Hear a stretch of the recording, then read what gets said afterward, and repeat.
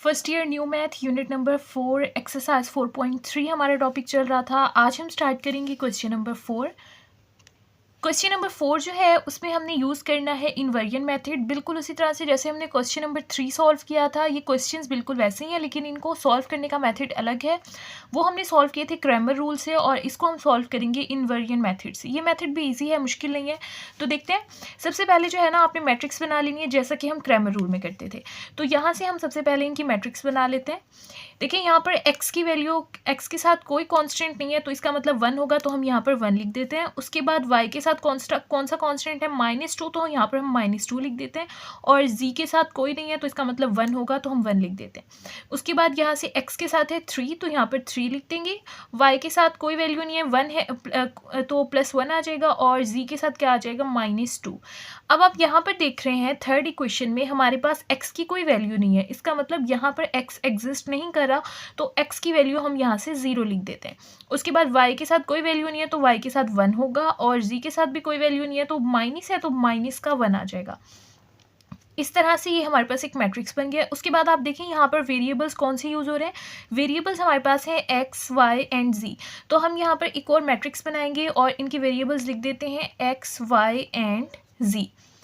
उसके बाद यहाँ पर इक्वल का साइन है तो यहाँ पर हम इक्वल लगा देते हैं, और उसके इक्वल के बाद यहाँ पर ये 3 जो है ना, हमें वैल्यूज दी में -1, 4, 1, तो इसको भी हम एक मैट्रिक्स में लिख देते हैं, -1, 4 एंड 1। तो इस तरह से हमने 3 मैट्रिसेस बना लिए हैं। अब आप इन मैट्रिसेस के नाम लिख देते हैं। पहले मैट्रिक्स का नाम हम रख देते हैं A, और इसका नाम हम रख देते हैं x क्योंकि इसमें वेरिएबल्स हैं, और इसका नाम हम रख देते हैं B। ठीक है, हमें यहाँ से बेसिकली x, y, z की वैल्यू फाइंड करनी है, यानी कि हमें यहाँ से क्या फाइंड करना है, x फाइंड करना है। अब x फाइंड करना है तो a को आप दूसरी साइड पर ले जाएं, जैसे कि हम इक्वेशंस में करते हैं। ठीक है, तो a को आप दूसरी साइड पर ले जाएंगे ना, तो a दूसरी साइड पर जाकर हो जाएगा a की पावर -1, इसको हम पढ़ते हैं a इनवर्स। तो a उधर जाकर हो गया a इनवर्स, और b एज इट इज़ आ जाएगा। ठीक हो गया। अब देखिए इसका मतलब ये है कि यहाँ से अब आपने अगर x फाइंड करना है तो सबसे पहले आपको क्या चाहिए, a इनवर्स चाहिए और फिर b चाहिए। b तो ऑलरेडी मौजूद है, तो हमें यहाँ से a इनवर्स चाहिए। जब हम a इनवर्स का आंसर निकाल लेंगे तो हम a इनवर्स और b मैट्रिक्स को मल्टीप्लाई करेंगे तो हमारा आंसर आ जाएगा x का। ठीक हो गया, तो स्टार्ट करते हैं। अब सबसे पहले हमने करना यह है कि a इनवर्स फाइंड कर लेना है। ए इनवर्स हम फाइंड करना चाहते हैं, और ए इनवर्स का फॉर्मूला होता है एडजॉइंट ऑफ ए को ए के डिटर्मिनेंट से डिवाइड करें। तो अब ए इनवर्स फाइंड करने के लिए हमें ये 2 चीज़ें चाहिए। जब हम ये 2 चीज़ें फाइंड कर लेंगे, उनको डिवाइड करेंगे, तो हमारे पास क्या आ जाएगा, ए इनवर्स। तो सबसे पहले फाइंड कर लेते हैं adjoint of A. Adjoint of A find करने के लिए सबसे पहले आप ए मैट्रिक्स लिख लें जो हमें क्वेश्चन में गिवन था। ये हमने मैट्रिक्स लिख लिया ए का। अब हम फाइंड कर रहे हैं एडजॉइंट। तो एडजॉइंट किस तरह से फाइंड करते हैं ये मैं आपको बता देती हूँ। देखिए एडजॉइंट आपने इस तरह फाइंड करना है। एडजॉइंट फाइंड करने के लिए सबसे पहले आप रो 1 को एक्सपेंड करेंगे। ठीक है, ये हमारे पास जो है रो 1 है, तो रो 1 को एक्सपेंड करते हैं रो 1 के साथ, और रो 1 और पहला कॉलम ये दोनों क्या हो जाएंगी, कैंसिल। बाकी हमारे पास क्या बचेगा, 1 -2 1 -1। तो इसको हम यहाँ पर लिख देते हैं, और डिटर्मिनेंट के साइन के अंदर लिखना है 1 -2 1 -1। ठीक हो गया। देखिए अभी मैंने क्या किया, पहली रो और पहले कॉलम को एक्सपेंड किया है। ठीक है, अब रो पहली रहेगी और दूसरा कॉलम, पहली रो और दूसरे कॉलम को कैंसिल कर दें। यहाँ से क्या बचा, 3 -2 0 -1। इसको इसके नीचे लिख देते हैं, 3 0 -2 एंड -1। ठीक है, अब रो हम फर्स्ट ही कैंसिल करेंगे, अब कॉलम थर्ड कैंसिल कर देते हैं। यहाँ से हमारे पास क्या बचेगा, 3 1 0 1। इसको यहाँ पर लिख देते हैं डिटर्मिनेंट की फॉर्म में, 3 1 0 1। ठीक हो गया। अब उसके बाद आपने क्या करना है, आप पहले देख रहे हैं हमने पहली रो के साथ पहला कॉलम कैंसिल किया, पहली रो के साथ दूसरा कॉलम, पहली रो के साथ तीसरा कॉलम। अब इसी तरह से दूसरी रो के साथ करेंगे, दूसरी रो और पहला कॉलम कैंसिल कर देते हैं, दूसरी रो और पहला कॉलम कैंसिल करेंगे तो -2 1 1 -1 ये हमारे पास बचेगा। इसको यहाँ पर लिख देते हैं, -2 1 1 -1। अब हम दूसरी रो ले रहे हैं ना, तो दूसरी रो के साथ दूसरा कॉलम कैंसिल करते हैं, 1 1 0 -1 ये हमारे पास बचेगा 1 1 0 -1। उसके बाद दूसरी रो और थर्ड कॉलम कैंसिल करेंगे, 1 -2 0 1 1 -2 0 और 1। ठीक है, फर्स्ट रो के साथ एक्सपेंड किया, सेकंड रो के साथ एक्सपेंड किया, अब थर्ड रो के साथ एक्सपेंड करेंगे। थर्ड रो और पहला कॉलम कैंसिल होगा, बाकी बचेगा -2 1 1 -2। तो ये लिख देते हैं -2 1 1 -2। उसके बाद देखें थर्ड रो और सेकंड कॉलम कैंसिल करते हैं, बाकी बचेगा 1 1 3 -2 1 1 3 माइनस 2। उसके बाद थर्ड रो और थर्ड कॉलम कैंसिल करेंगे, 1 माइनस 2 3 1 बचेगा, वो लिख देते हैं 1 माइनस 2 3 1। तो ये हम इस तरह से एडजॉइंट फाइंड करते हैं। उसके बाद देखिए आपने ये लिख दिया, अब आपने ऐसे करना है, पहला जो डिटर्मिनेंट होता है वो प्लस का होता है, यहाँ पर माइनस लगाएंगे, फिर ये प्लस का हो जाएगा, इसके साथ माइनस लगाएंगे, ये वाला छोड़कर नेक्स्ट के साथ माइनस लगाएंगे, इसको छोड़ेंगे इसके साथ माइनस लगाएंगे और इसको छोड़ेंगे, यानी एक को छोड़कर एक के साथ आपने माइनस लगा देना है। अब इसको आगे फर्दर सॉल्व करने के लिए डिटर्मिनेंट का साइन है तो इनका डिटर्मिनेंट हमें लेना होगा। तो डिटर्मिनेंट का आपको पता है क्रॉस मल्टीप्लाई करते हैं डिटर्मिनेंट में, तो इसको करते हैं और देखते हैं क्या आंसर आता है। यहाँ से देखें इनका डिटर्मिनेंट लेते हैं, 1 को -1 से मल्टीप्लाई करें, 1 माइनस 1 कितना हो जाएगा -1, और सेंटर में हमेशा माइनस लगाते हैं जब डिटर्मिनेंट फाइंड करते हैं, और -2 को 1 से मल्टीप्लाई करें तो हमारे पास आंसर -2 आएगा। उसके बाद इसका डिटर्मिनेंट लेते हैं, -2 को -1 से मल्टीप्लाई करें, माइनस माइनस प्लस 2 1 ज़ा 2, तो यहाँ से हमारे पास आ जाएगा 2, सेंटर में हमेशा माइनस लिखते हैं, और 1 मल्टीप्लाई बाय 1 हमारे पास 1 हो जाएगा। उसके बाद -2 को यहाँ से -2 से मल्टीप्लाई करेंगे, 2 2 ज़ा 4, माइनस माइनस प्लस, तो यहाँ से आ जाएगा +4, सेंटर में हमेशा माइनस लिखते हैं, 1 1 ज़ा 1। 3 को -1 से मल्टीप्लाई करें तो -3 हो जाएगा, सेंटर में हमेशा माइनस लिखते हैं, 0 को -2 से मल्टीप्लाई करें तो 0 आ जाएगा।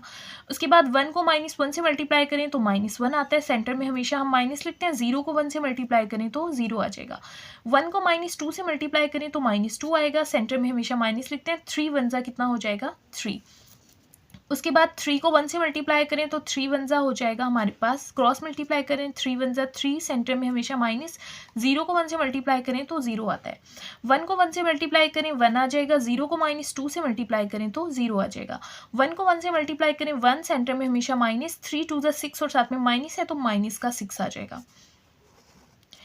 अच्छा, तो अब आप देख रहे हैं ऊपर हमने माइनस भी लगाया था, वो मैंने नीचे नहीं लिखा था, तो अब हम लिख रहे हैं ब्रैकेट्स लगाकर, पहले के साथ कोई माइनस नहीं लगाना, सेकंड वाले के साथ माइनस लगाना है, नेक्स्ट को छोड़ देना है, उससे नेक्स्ट के साथ माइनस लगा दिया, फिर नेक्स्ट को छोड़ के उससे नेक्स्ट के साथ माइनस लगाना है, फिर नेक्स्ट छोड़कर उससे नेक्स्ट से माइनस लगाना है, और फिर लास्ट वाला छोड़ देना है, इस तरह से। अब माइनस में हमने लगा दिया, अब इनको सॉल्व कर लेते हैं, माइनस हम बाद में लगाएंगे। देखिए माइनस माइनस होता है प्लस, ठीक है, 2 में से -1 करेंगे तो हमारे पास आंसर क्या आ जाएगा 1। 2 - 1 कितना होता है 1, और ये वाला माइनस मैंने ऐसे बाहर लिख दिया, फिर इसको बाद में सॉल्व करते हैं। 4 - 1 कितना होता है 3, -3 में से 0 माइनस होंगे तो माइनस का 3 आएगा, और ये वाला माइनस मैंने ऐसे ही लिख दिया, -1 में से 0 माइनस होगा तो -1 आ गया, माइनस एज इट इज़ लिख दिया। -2 एंड -3 कितना होता है -5, 3 - 0 3 आ जाएगा, और यहाँ से जो है हमारे पास जो है 1 में से 0 माइनस होंगे तो 1 आ जाएगा, माइनस एज इट इज़ लिख दिया, माइनस माइनस प्लस, 6 + 1 कितना होता है 7।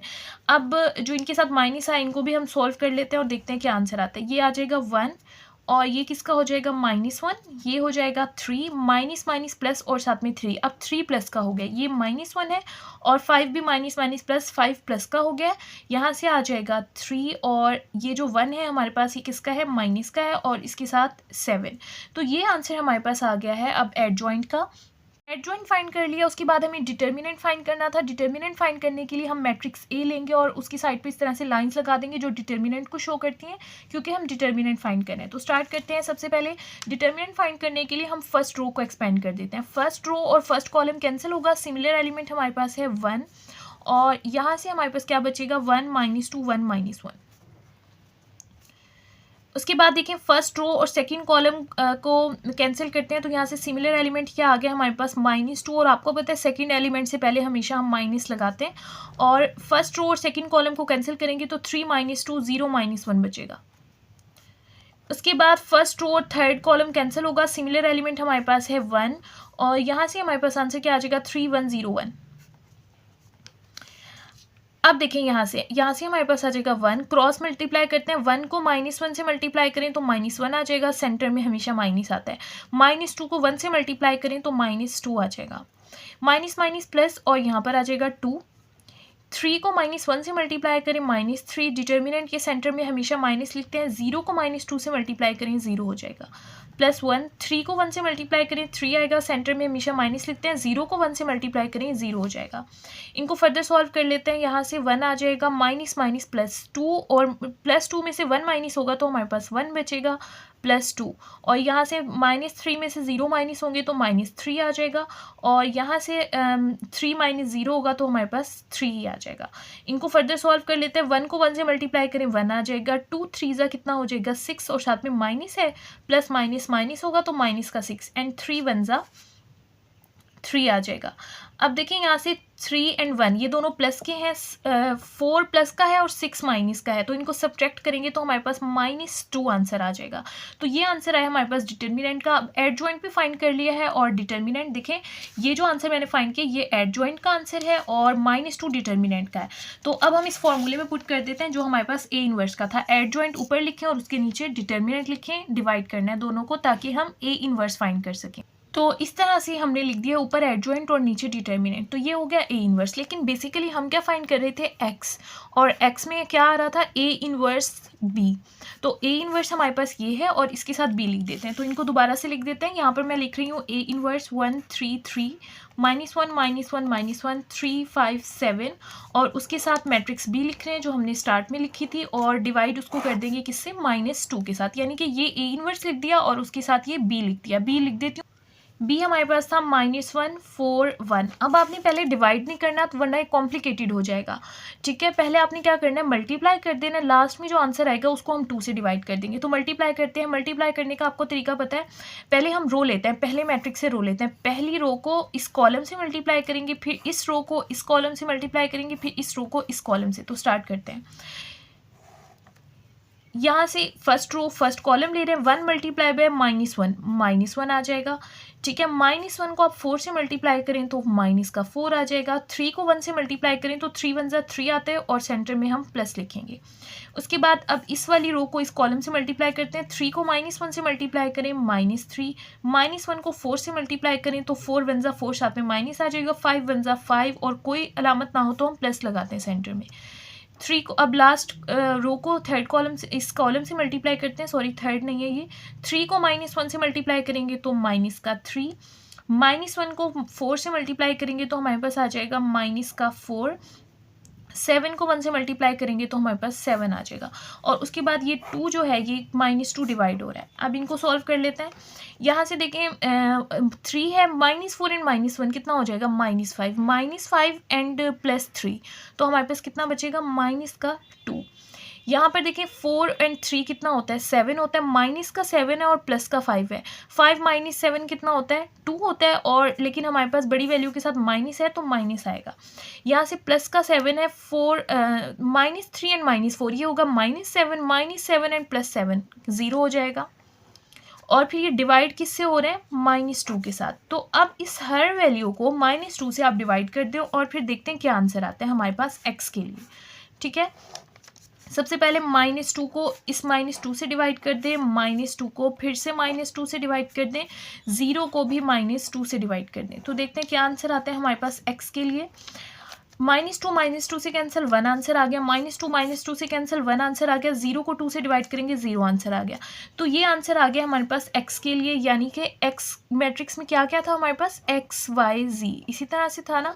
तो x y z का आंसर हमारे पास क्या आ गया 1 1 0। इसका क्या मतलब है, x का आंसर है 1, y का आंसर है 1, z का आंसर है 0 और ये हमारे पास इसका फाइनल आंसर है।